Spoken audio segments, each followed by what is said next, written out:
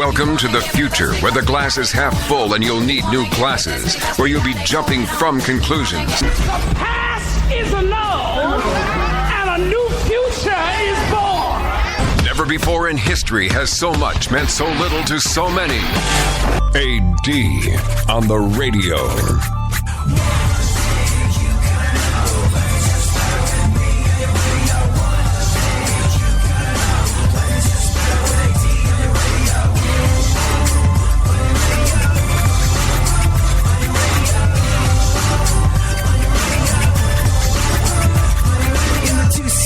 It's you and the senorita whooper blowing up the tweeter, cause it's me up in the speaker. Back in the mama seat, top down like a player, and the sound up in your ears, it is the dopest rhyme say. I run a game like a cheater, I'm bomb like they're a cheater, complete. So I got a really great email from a buddy of mine.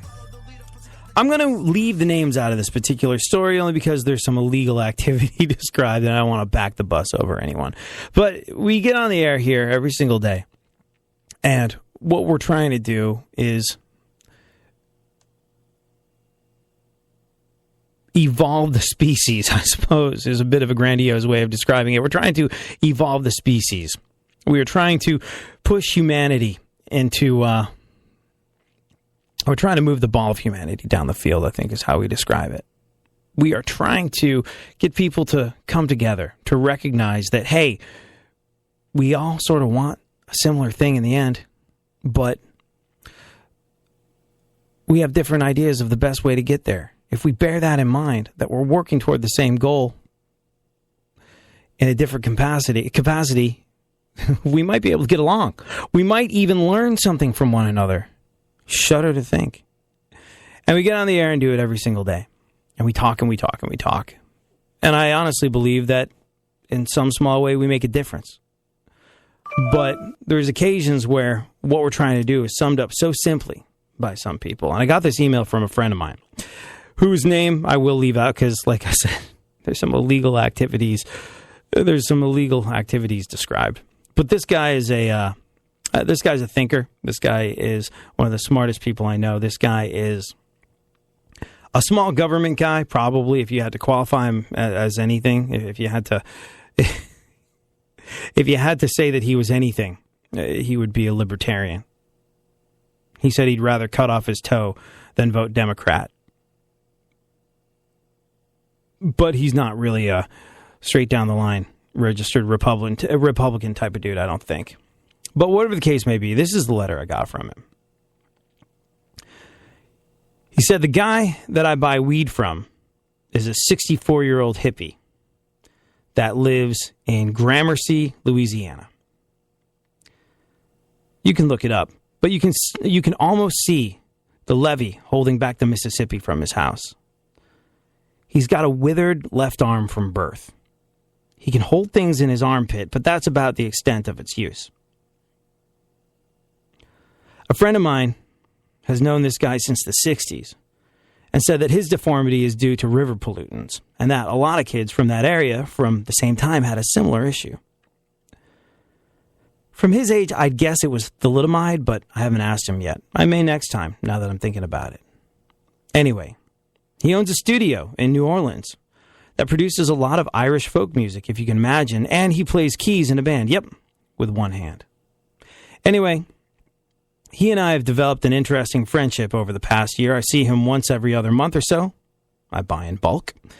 And we have a coffee and get really high and talk. He's smart. He's quick. He's sarcastic. He likes and knows history. He has a green thumb. Enjoys science fiction. My kind of people. He's a Bernie guy, too. He's a Bernie Sanders supporter. So just recently, we began talking about politics during our visits. It gets heated. He stood up twice last time.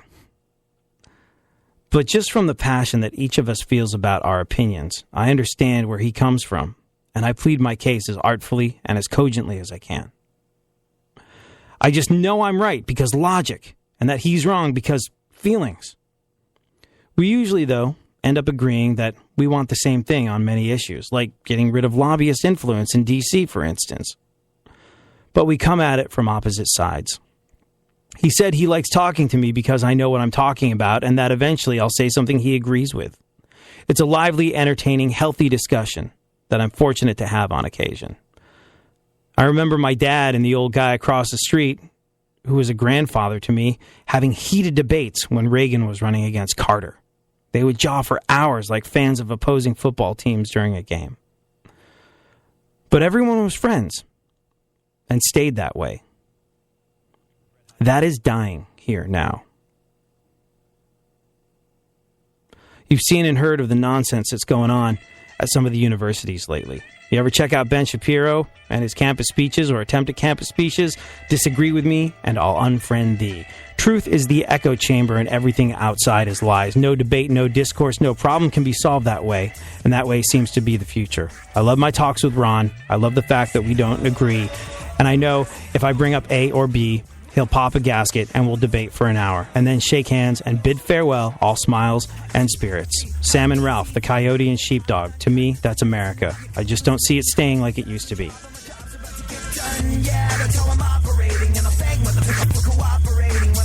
Your hands up, touch the sky. If you're really feeling really good, then wave them from side to side. It's time for a little rebellion. And the hellion in front of you is telling you the things you gotta do.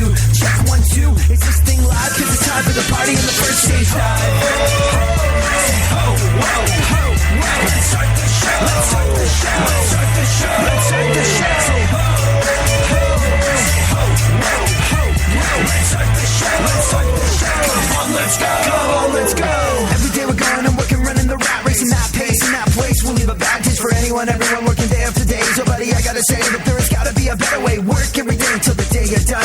Or maybe tonight, have a little freaking fun. So stop what you're doing, drop what you're doing. Drop ideas in the house and it's time for you to rock. Please don't stop, rep your flock, make them proud. Now get loud, get crunk, get crazy. Amaze me and make me say yeah, baby. Let me hear now from the front to the back. Let me hear your voices shake this shack. Let me know, yo, why you came to the show. Let me know how loud your voice will go.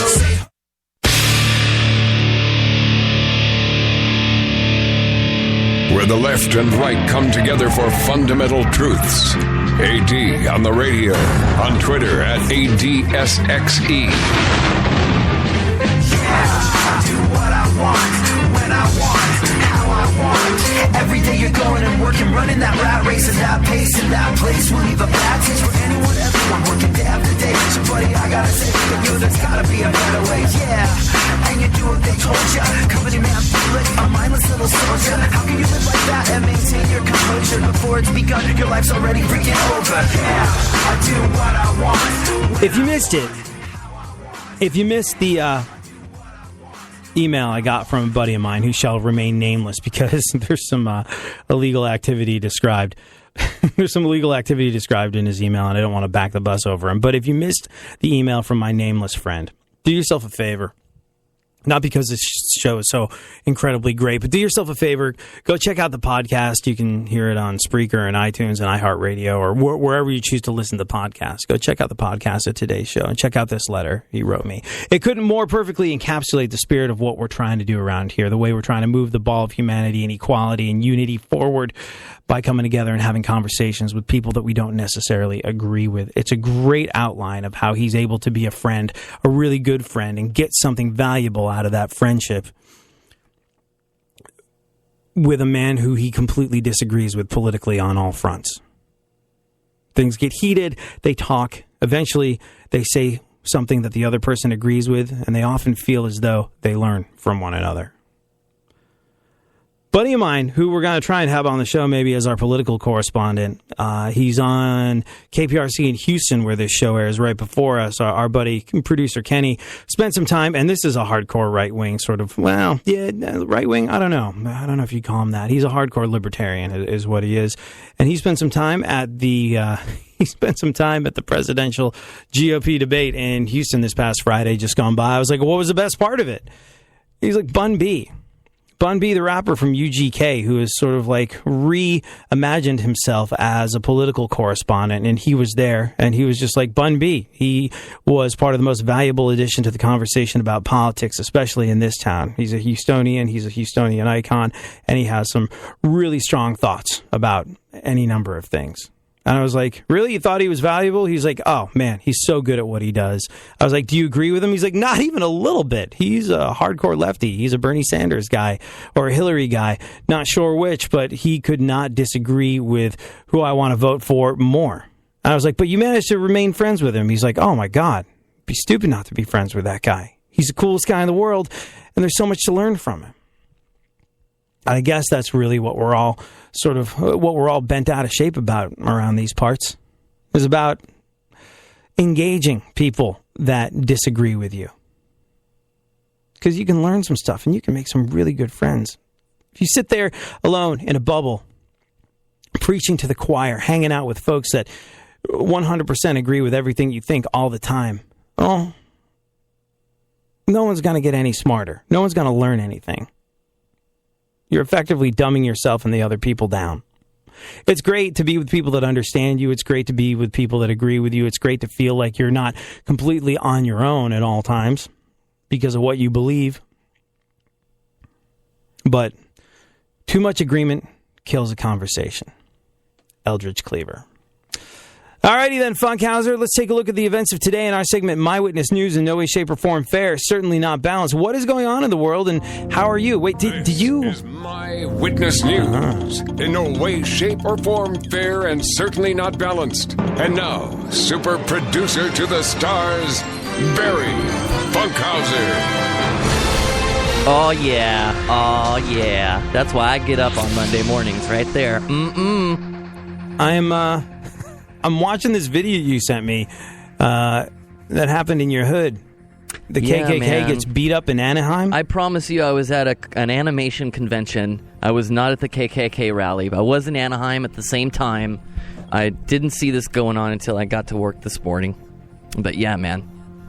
Crazy, right? I'm watching it now. Watching it. Wow. There's blood all over the ground. Yeah. That's interesting. The KKK, in this video that that guy's getting the living snot beat out of him by two, like, punk rock looking dudes. They're not. The KKK have... they're not punk rock. Well, they have uniforms on. They look like punk. They look like they want to be. Oh, he's trying to stab somebody with a flag. The KKK guy's trying to stab someone with an American flag. Successfully. Yeah. No. The guys that are beating the crap out of him are punk rock. They're all dreadlocks and bullet belts. Ooh. You know. Yeah, the KKK guy. Sorry, this is riveting stuff that you just sent me. Yeah, I'm gonna post you should tweet it. Yeah, I'm going to tweet it now just so people know what the hell we're talking about. Let's see. Clicking the share button. Viewer discretion is advised. Yeah, viewer discretion is advised. Yep, Yeah, there's a black police officer protecting a KKK guy. There we go. Yeah. Oh, man. It's not funny. It really isn't. Here, I've tweeted it out. You can watch it for yourself.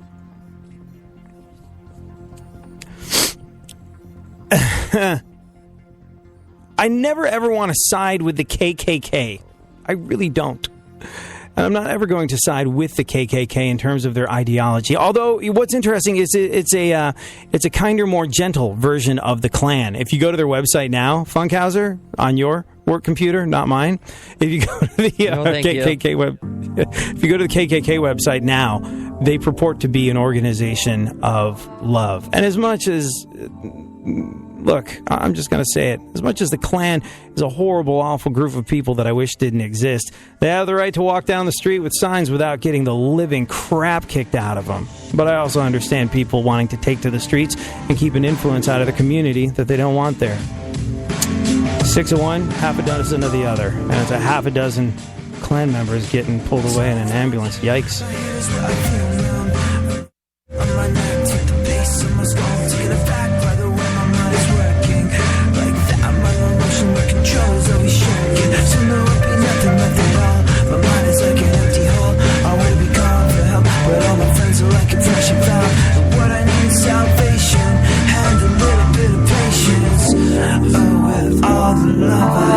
I'm still alone.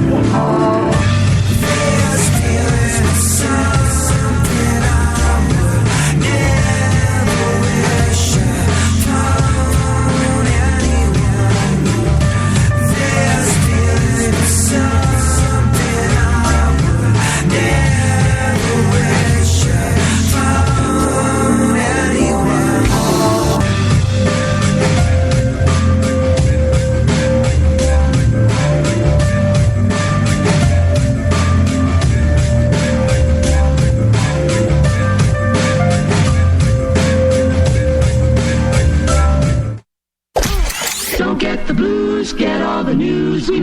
you guys out there in Radioland. All aboard!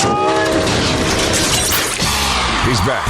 AD on the radio. Give it up, yeah. Give it up, yeah. Bring this on, come on, come on. That's the way you do what we do.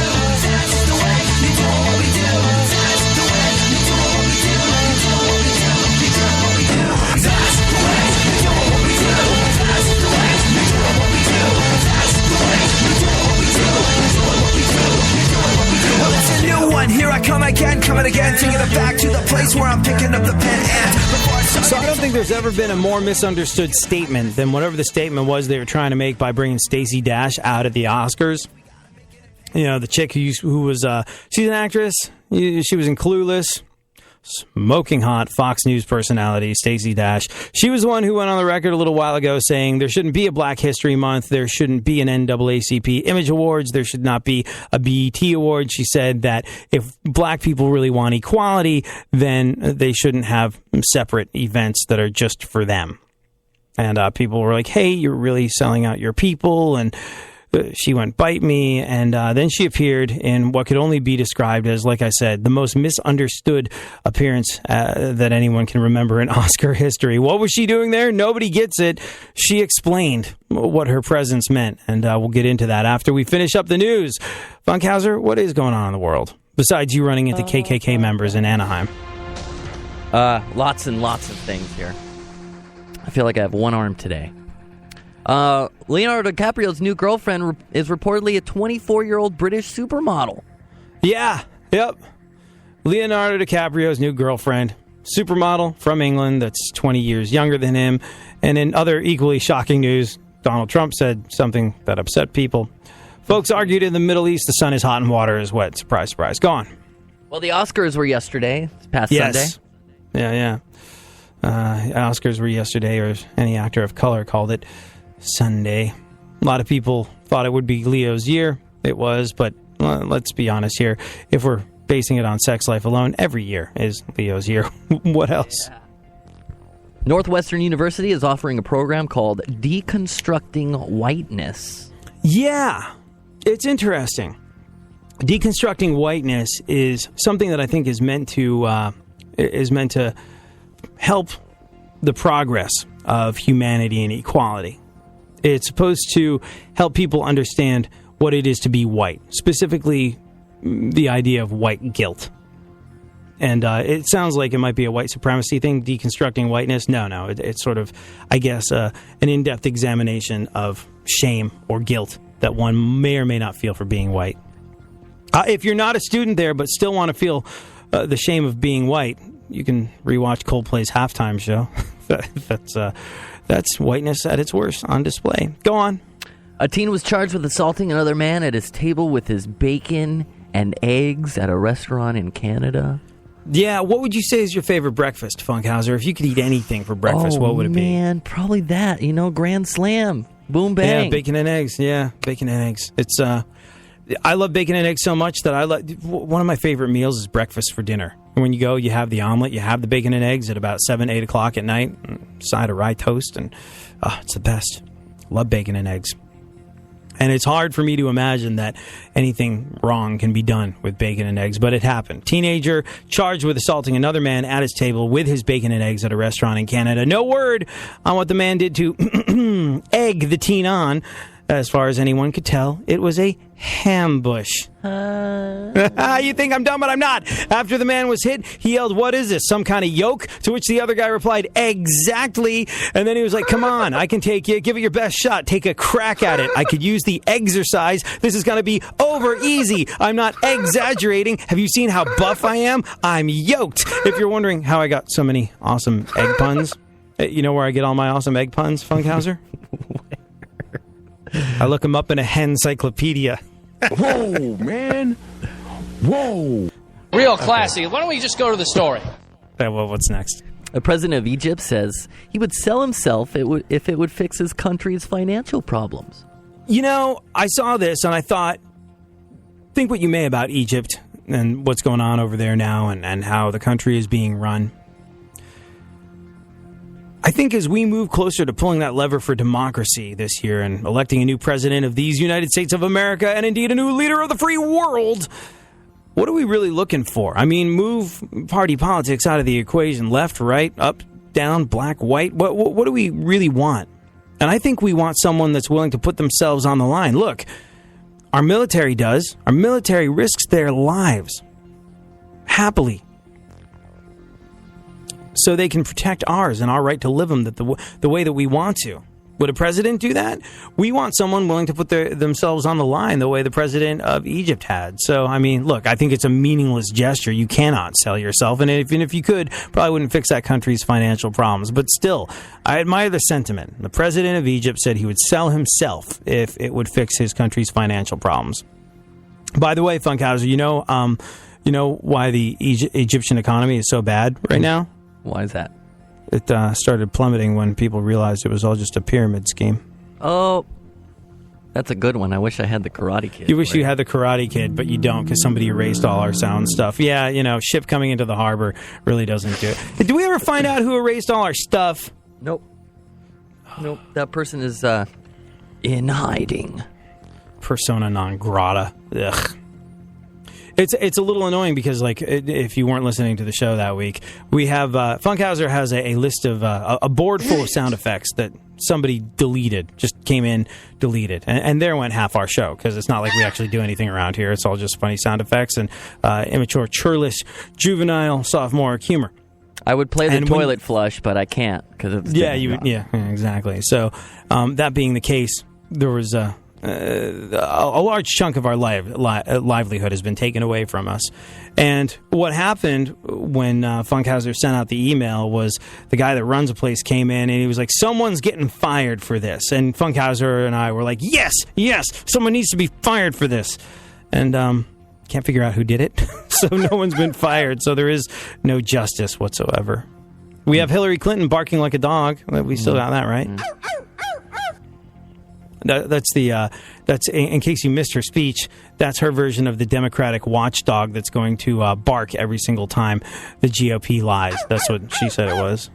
For me, it just conjures up very, very unpleasant images of Bill and Hillary in the bedroom the one time every 6 years. She coerces him into that particular heinous act. Yeah, well, I mean... Stepping it up. You can only avoid so many birthdays and anniversaries before it's time to pay the piper. What else? Well, a French company is developing an airline seat for passengers who are extremely obese. Or as they're known in America, passengers. I think they should have fat people. More seats. belt, please. More belt. Well, more belt and more arm space. And I think you should be able to pay more for it. And, like, I'm not trying to be flippant or make fun of fat people. I'm certainly no ripped-toned, shredded, six-pack having super athlete over here. But a while ago when I flew, I was on the outside, and in the middle seat was this guy who needed an additional belt to get it around him. And he wasn't just like he wasn't just a guy that was no stranger to a ham sandwich. He was a big individual. Like he didn't just shop at the big store. He shopped at the big and tall store. He was a huge dude. And, like, yeah, the whole flight was tremendously uncomfortable for me, but he was like, I'm sorry, man, I feel a little self-conscious. I know I'm all up in your grill. I just don't really have any place to put my arms and, like, the seat's digging into my side and all this sort of stuff. And I really felt bad for the guy. Like, I felt bad for myself, too, because, I had no armrest. And what the hell is that all about? You're supposed to get at least some armrest, and there was just no armrest left to be had, and it was a long flight, and I wanted to put my elbows somewhere, and I wound up with a crick in my neck, and I was cranky the whole day. But I really wound up feeling bad for this guy because I felt like someone this big. Forget it. Forget the fact that he's a heavyset individual. Even if he was just his size to begin with, he looked and felt so uncomfortable and told me, I'm sorry, I feel self-conscious. It would have been cool if he could have been like, here's an extra $50. I would like to be able to have a little extra elbow room. And I guess that's called a first-class seat, but, there should be some kind of in-between, really, when you think about it. I don't know. Does that seem fair, Funkhauser? Yeah. French company should develop airline seats for passengers who are bigger. I don't know. And we should have them in American planes. I don't know. You'd probably get people abusing the system as well. Like, if I heard you could get a bigger seat if you were overweight, this would be me. This would be me with all my travel arrangements. Hello, I would like to book a flight. I'm a very big individual. Will there be snacks on the plane? I hope there'll be snacks on the plane because I will be eating them in my big boy seat. That would be me. And then I would get there and they'd be like, hey, what the hell, man? I'd be like, haha, too bad, so sad, I'm sorry. I'll be stretching out. Go on, what else? Last night was the 88th annual Oscars. Yeah. Leonardo DiCaprio, in case you missed it, won for Best Actor. It's official. His life, better than ours. Really looking forward to seeing what he can do now that he's won an Oscar. Yeah. It's like going to change the trajectory of his career so much. Like, it wasn't really happening for him, but now he's won the Oscar. I think things are going to turn around. The Oscar's 88 years old. No wonder it's racist. Go on. Well, it went down last night from the Dolby Theater in Hollywood. Louis Gossett Jr., Whoopi Goldberg, Quincy Jones, they all presented awards, which is an incredible lineup. If you're convinced it's 1983. Go on. During his acceptance speech, Leonardo DiCaprio urged everyone to take global warming seriously. He did, and then he drove off in a stretch SUV to a party where they tossed 1,000 empty bottles of champagne in the trash. Go on. Joe Biden asked everyone to intervene in situations where consent has not been given. Aha. He was then greeted with massive applause, mostly because Bill Cosby wasn't in the audience. Why is Joe Biden weighing in on that? I mean, Was he he's on the the vice Oscars? president. I missed it. I kind of skipped around, is what I did. Kind of skipped around.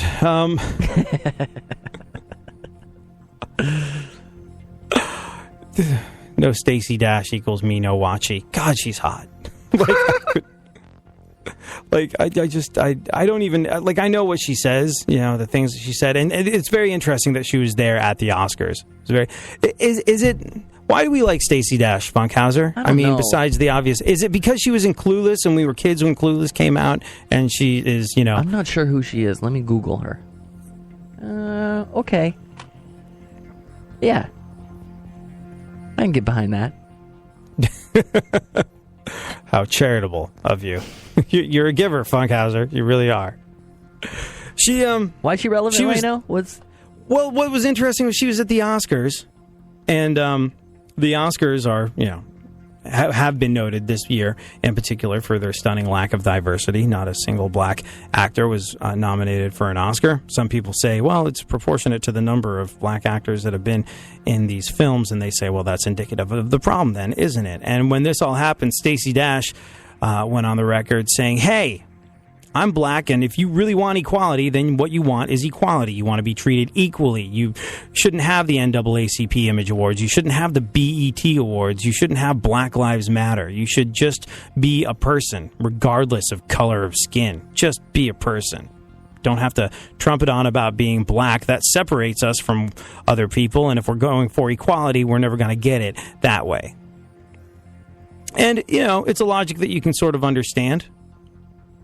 Separate but equal was a hideously racist thing, but a lot of people feel like, hey, when black people decide to separate themselves, that makes it okay. Well, it's still separate, and that's not moving us toward equality. That's Stacey Dash's argument about the whole thing. Yet, she was there at the Oscars, and nobody understood why. Nobody understood why. They were trying to make a point, and absolutely nobody got it. What was the point of her being there? We'll get into that after we finish up the news. What else, Funkhauser? One more piece of news. Sam Smith said he was the first openly gay man to win an Oscar. Noticeably not celebrating? Manny Pacquiao. Tonight it's all good in the 713.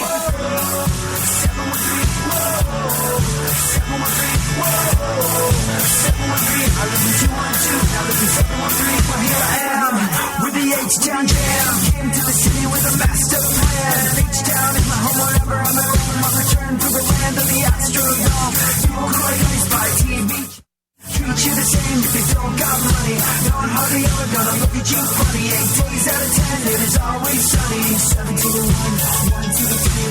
Come on everybody, let the city for me. 7 to the 1, 1 to the 3. Come on everybody, let the city for me. Whoa, 713, whoa, 713, whoa, 713. I live in 212, now live in 713, whoa, 713, whoa, 713, whoa, 713. I live in 212, now live in 713. Well, it's a punk ass kid from the 212. New York City so gritty, I'm steady coming at you. But I got that south of my mouth, I emigrated, I made it. And in the H I can shine, and NYC I was faded. New York to H-Town is a move I made. East Coast to Third Coast, and I'm glad I stayed. New York, that's where all my dues were paid. But now in H-Town, I got it made. 7 to the 1, 1 to the 3. Come on everybody, let the city for me. 7 to the 1, 1 to the 3. Come on everybody, let the city for me. Whoa, 713, whoa, 713, whoa, 713. I live in 212, now live in 713, whoa, 713, whoa, 713, whoa, 713. I live in 212, now live in 713, whoa. You suck, and I'm so awesome. You suck, and I'm so awesome. You suck, and I'm so awesome. My name is AD, your name will be forgotten. You suck, and I'm so awesome. You suck, and I'm so awesome. You suck, and I'm so awesome. My name is AD, your name will be forgotten. AD coming around like the renegade master. Suckers try to suck to me, the head for disaster. Your pathetic phonetics suck a lot, not a little. Better bring a wheelchair, cause I'm leaving you a cripple. I'm supercalifragilisticexpialidocious. You're coming any closer to me, I'll get ferocious. Yo, you suck, yo, I'm totally hype. And when I'm rocking upon the mic, I rock the mic right. Busy, I'm steady, making you dizzy. I'm steady ruling the city, making you wonder who is he. Let's leave it at this, I'm just better than you. And I happen to be the guy that did your mom too. Hey, here I go, sucker, I'm a smash. You're in class, but you fail, never pass. Cause your rhymes are trash. And when you're grabbing the microphone, you're a wannabe. Better be recognizing, yo, that's all you're ever gonna be. You suck, and I'm so awesome. You suck, and I'm so awesome. You suck, and I'm so awesome. My name is AD, your name will be forgotten. You suck, and I'm so awesome. You suck, and I'm so awesome. You suck, and I'm so awesome. My name is AD, your name will be forgotten. I got the rhyme scheme, yo, to make your whole team cry. Every time I'm on the mic, you die a little bit inside. So grab a rope, get open, hang yourself, and get it over with. You're recognizing that you're rhyming like a third grade bitch. Boo, I'm so sorry, I'm making you suckers mad. I'm pissing all over your dreams, that's all you ever have. But I'm sincerely here to tell you losers, even if it's rough, to keep your day job, cause you will never be good enough. Smart like a computer, rule like a dictator. People turning up the fader when I am the commentator. On your TV, and your radio, and your stereo. Everywhere you go, there I am, and you know, do whatever you wanna do, say whatever you wanna say, whatever, I never really cared. Cause I'm not just the king of the verbs, bitch, I'm all city. And it's easy for me because of competition. Yiddish. You suck, and I'm so awesome. You suck, and I'm so awesome. You suck, and I'm so awesome. My name is AD, your name will be forgotten. You suck, and I'm so awesome. You suck, and I'm so awesome. You suck, and I'm so awesome. My name is AD, your name will be forgotten. You're an MC that takes that word MC lightly. You can't move a crowd, sucker, not even slightly. Last show I saw yours, people were sitting down. When I rock a place, that place burns to the ground. You're an MC that takes that word MC lightly. You try biting my style, but you should just fight me. When I see your girl, she begs me to be here and gets mad cause I won't. I don't want your herpes in the first place. But if I did, after making her scream the way your limp little, and if I could in your wildest dreams, because she looks like a donkey and not part of the human race, you know when I'm finished, she get punched in the face. You suck, and I'm so awesome. You suck, and I'm so awesome. You suck, and I'm so awesome. My name is AD, your name will be forgotten. You suck, and I'm so awesome. You suck, and I'm so awesome. You suck, and I'm so awesome. My name is AD, your name will be forgotten. I'm awesome.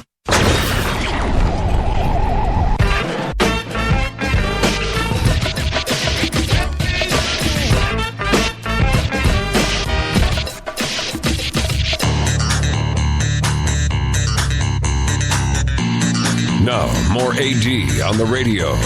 Back once again, the ill behavior behavior. Delivering and giving you a musical savior. Back once again, it's your boy AD. And can't nobody rock a party better than me. Back once again, the ill behavior. Delivering and giving you a musical savior. Back once again, it's your boy AD. And can't nobody rock a party better than me.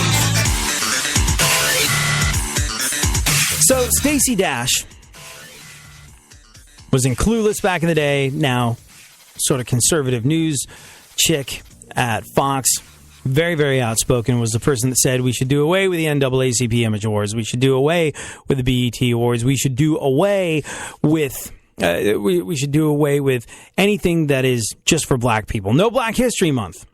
And in case you're not familiar with who she is black. So she's a bit of a lightning rod for controversy. And she and the folks over at Fox have been milking that for all it's worth. But she was at the Oscars last night. Had a cameo at the Oscars that literally nobody understood. Nobody got it. Nobody understood why. Nobody really cottoned on to whatever the joke was. It was a little too subtle for the average person. So we'll get into the exact reason why she was there in a little bit. But in case you missed it, any other year, the big story would have been Leonardo DiCaprio finally getting his Best Actor trophy for The Revenant. But this year, everything else was overshadowed by the Oscars So White controversy. For better or for worse, Chris Rock hit it over and over again, and he had to. Everybody was like, you have to bail. You have to bail. You can't host this. It's a racist thing. It's exclusionary. It's indicative of institutionalized racism, even if there aren't actually racists making this happen. This is not something that you should be a part of. Chris Rock got all this pressure to bail on it, and he was like, I'm going to do what I'm going to do. And he went and he did it, and he hit on it over and over and over again. He had to. As a black host in a year this controversial, he had to. Couple moments from his monologue sort of fell flat. He pointed out how he feels there have been a ton of Oscars over the years without black nominees, and nobody ever protested before. And he said it was because a lot of the times, especially in the 50s and 60s, black people had other things to worry about. All right, I'm going to be careful here. I'm going to preface this by saying that these are Chris Rock's words, not mine. He said, quote, "We had real things to protest at the time, you know. We were too busy being raped and lynched to care about who won Best Cinematographer. When your grandmother's swinging from a tree, it's really hard to care about the Best Documentary Foreign Short." Now, I suppose that would have been a joke that people could have gotten behind, except for one thing. At this particular point in America's history, Black Lives Matter. It's the biggest issue in the country right now. It is the most divisive issue in the country right now. And I don't know what sort of interaction you've had with the Black Lives Matter crowd. But I will say this, though.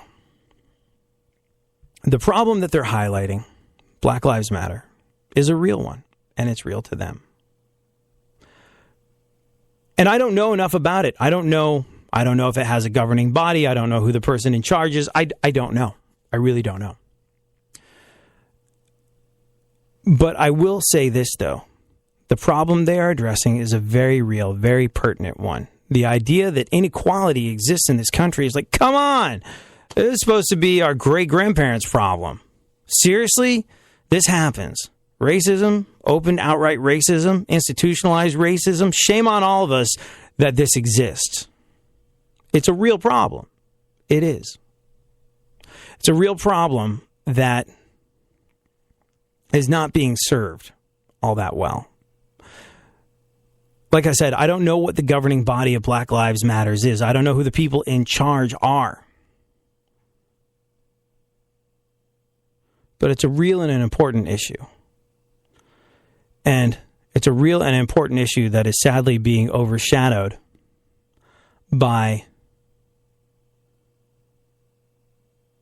the divisive, racist, and sometimes violent actions of the few, who, because of the stupidity and the violence of their actions, overshadow the message of the many. And the message of the many is that there is a problem. This is a real issue. We do not have equality in America. We really should by now, but we don't. How is this even possible? How is it getting worse? If you're like me, you feel like there's instances of racism that you didn't see when you were a kid in our day-to-day existence. And I don't know. I'm not speaking from a position of authority of someone who's done a ton of research on Black Lives Matter. I don't know who is in charge. But the fringe wackadoos associated with it that are claiming it and then doing things that don't help anyone. If there is clarity of message within Black Lives Matter, it is being overshadowed by people that are not helping, I think. That's my personal thought. I'm also very cognizant of the fact that I am white. I'm white and English. I don't know what it's like to be black. I don't know what it's like to be anything other than white, Anglo-Saxon, male dude growing up in America. Pretty much the most you could ask for, sadly, in this day and age. So, far be it from me to be arrogant enough to comment about someone else's life experience. But I do know that there are fringes of the Black Lives Matter movement that have made things, I believe, worse, which is a real shame because the problem that they are addressing is a real one that needs to be addressed. Anyways, what Chris Rock said, either he was completely oblivious or he doesn't think the movement is real. Either option makes it look like he did not think this through. Or maybe he overthought it. I have to imagine if you're Chris Rock going into a situation like hosting the Oscars in a year where everyone's telling you, you have to bail. You have to bail. You have to be a voice for our people and you have to bail. Maybe he overthought it. Maybe he was too in his own head. Maybe somehow it got by him. As he was signing off at the end of the show, he made sure to toss in a Black Lives Matter. Now, what was Stacey Dash doing there? That was a puzzler. Everyone was like, what was that all about? I'll explain next. Make that horrible thing that you so laughably call music. That's not what the word music means. That's not how you use it. You gave it a shot. You tried your best. Your best just sucked without enough. So hang it up. Just give it up. It's time somebody let you know that you will never be good enough. You will never be one of us. You will never be good enough. There's something happening here, and you should know what it is. The Dumbing Up of America. Now, more AD on the radio.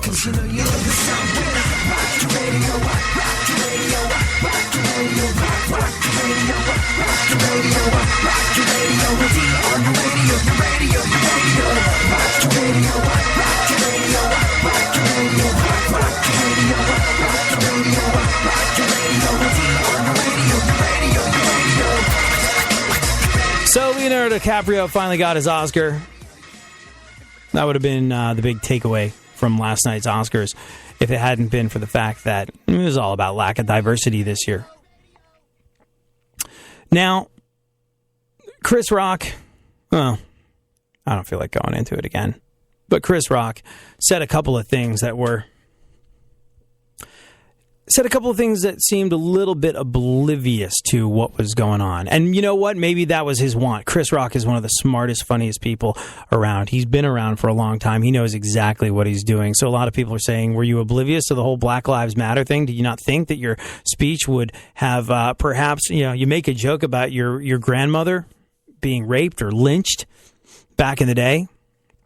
He said that they had real things to protest at the time in the 50s and 60s. That's why they never complained about lack of diversity in the Oscars before. He said, as black people, we had real things to protest. We were too busy being raped and lynched to care about who won Best Cinematographer.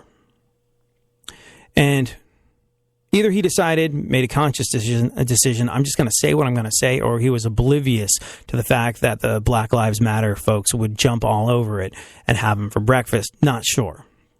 But as he was signing off at the end of the show, he tossed out a Black Lives Matter. And that to me felt like a bit of a cop-out. Because it seemed like he got some heat for it It seemed like he got some heat for it, realized he had to do something, realized that whatever he decided to do wasn't going over the way he thought it would, and he had to put a Band-Aid on what was becoming a gaping flesh wound by doing that. And to me, that sort of cheapened what he was doing, and it cheapened the very necessary point behind the idea of Black Lives Matter. At the end of the monologue, he introduced the new director of the Academy's Minority Outreach Program, Stacey Dash. That was, of course, a joke, but the real Stacey Dash came on stage. Now, remember, Stacey is the Fox News contributor who doesn't believe in Black Lives Matter, doesn't believe in the Oscar controversy, doesn't believe that BET should exist, the BET Awards should exist, doesn't believe we should have Black History Month. And she came on stage laughing and said, quote, "I cannot wait to help my people out. Happy Black History Month. Thank you." And then she laughed and waved and left the stage. And it felt more like an insult to her detractors than a comedy bit. The crowd was pretty dead. Whatever the joke was supposed to be, they didn't get it. Now, here's why Stacey Dash was here. Or there, rather. And it's funny, if you go through Twitter, tons of people being like, I honestly don't understand it. It's not like I was offended or I thought it was funny or not funny. If it was a joke, I didn't get it. I don't understand what the point was. Really, no idea. But Stacey Dash explained online why she did what she did. She said, when they added me to increase the diversity, I'm sure many black people rolled their eyes. I'm not, quote, black enough, they say. But guess what? I've heard that all my life. I would rather be a free-thinking black than a cookie-cutter black who thinks and votes just like all my friends, bringing diversity to Hollywood not merely because of color, but because of politics as well. You see, if she'd gone on stage and said that, people might have been like, oh, ding, I see the point she's trying to make, and maybe it's a valid one. But walking out on stage and saying, I cannot wait to help my people out. Happy Black History Month. It's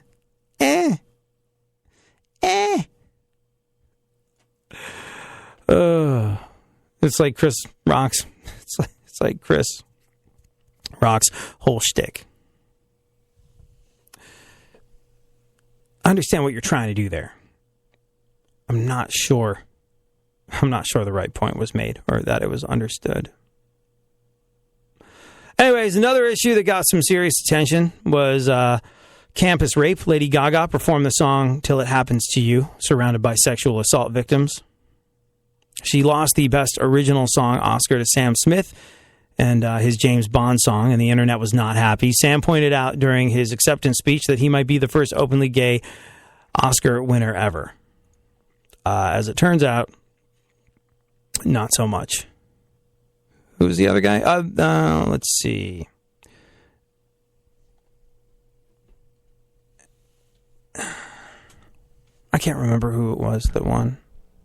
I think, didn't Melissa Etheridge and Elton John, I think they won Oscars for their songs. So he was pretty late to the party on that one. Don't quote me on that. For the awards, Mad Max Road Fury cleaned up with 6. They were all technical categories like costumes and production design and makeup and editing and sound. And somehow it lost the visual effects Oscar to Ex Machina. Have you seen Ex Machina, Funkhauser? No, but I want to after what I heard. Holy crap. Yeah. I wonder if any of these movies that get a lot of Oscar attention, because it's a whole thing, like a lot of people just say, like, the Oscars is crap. I never watched the whole thing. It's an orgy of self-congratulation. It's not my thing. I don't watch award ceremonies in general. I'll watch the internet cliff notes the next morning, see if there's anything interesting or relevant or anything that actually matters to anyone's daily life that happened, and take it from there. But I don't actually sit down and go, click, time for my show. Let's watch the Oscars. Not a thing, but I wonder, like, one of the criticisms that the Oscars has received over the last couple of years is, like, it's a bunch of boring-ass movies that nobody watched. Nobody cares about these movies, and it's just like all these incredible, entertaining blockbusters are coming out, and they're getting completely ignored in favor of sort of, like, stuff that's elitist and artistically viable and groundbreaking that no one's seen. Like, these are the movies that are winning the Oscars, and this is what people complain about in the past. But given the fact that nobody has seen these movies when they win their Oscars or when they get nominated for Oscars, I wonder if there's ever films that have been out of the theaters for a while that wind up back in theater. Like, is Ex Machina, is that still in theaters? Probably not. Like Mad Max Fury Road, I didn't see it. I heard it was great. I didn't see it. It was, and I saw that one. Pretty sure. Yeah, I'm pretty sure it's not in theaters now. But like, given the fact that it won all these Oscars and all these technical categories that make it seem like something you want to see on the big screen, I wouldn't mind. I wouldn't mind going back. I wonder if they ever put them back in the theaters. Like your Oscar winners go back into the theaters. Interesting stuff. Best Picture, big surprise, went to Spotlight, the movie about the Catholic Church molestation scandal. In addition to Leonardo DiCaprio's Oscar, The Revenant, the one where he gets, well, they said he got raped by a bear. He didn't get raped by a bear, but he did say that he ate raw bison liver and slept in the carcass of a dead animal to keep warm from the cold in preparation for the movie. That not impressive to people like Gary Busey who do that without even making a film, but the Revenant earned Best Director award. This was the one that hacked everybody off. Alejandro González Iñárritu. He won his second straight Oscar. Last year, he won for Birdman, and everyone was like, Birdman? This is a boring piece of art house crap. Nobody saw Birdman. Nobody cares about Birdman. And they're like, if this is the movie that's winning, then the Oscars are really not reflective of what people like. But anyways, that's neither here nor there. Potato. Sylvester Stallone did not win Best Supporting Actor for Creed. It went to somebody nobody was talking about, Mark Rylance from Bridge of Spies. Did you see that? No. No? Brie Larson, you know who she is? Oh, yeah. I want to see that. She won Best Actress for Room. Alicia Vikander won Best Supporting Actress for The Danish Girl. And that's it. How much time do we have, Funkhauser? We got some time, like 4 or 5 minutes. I hate to walk away from the idea of the Oscars on a sour note, but where the hell was Abe Vigoda during the In Memoriam? The answer? Nowhere. Yeah. Sucks. Yeah, he got death snubbed. I don't know. At least they put him in the dead people photo gallery on the Oscars website. But come on, man. Did you hear what Arnold said to Sylvester Stallone? No. Sly, just remember, no matter what they say, to me, you are the best. You were the winner. I'm proud of you. Because he didn't win. Right. Yeah, I'm sure that really matters to Sylvester Stallone. I wonder if those two are tight. Like, remember how we were really muscular in the 80s? Let's talk about those times. You use the HGH, me not so much since career in politics. I like how that's how Arnold's using his Instagram, though. He's just shouting out his friends. Yeah. We're grown-ups now, right? Comedian Larry Miller would like to confirm things that we shouldn't do over the age of 30. Let it go. There are certain things in your life you should not be doing after a certain age, okay? If you're over 30 and still lean out car windows going, woo,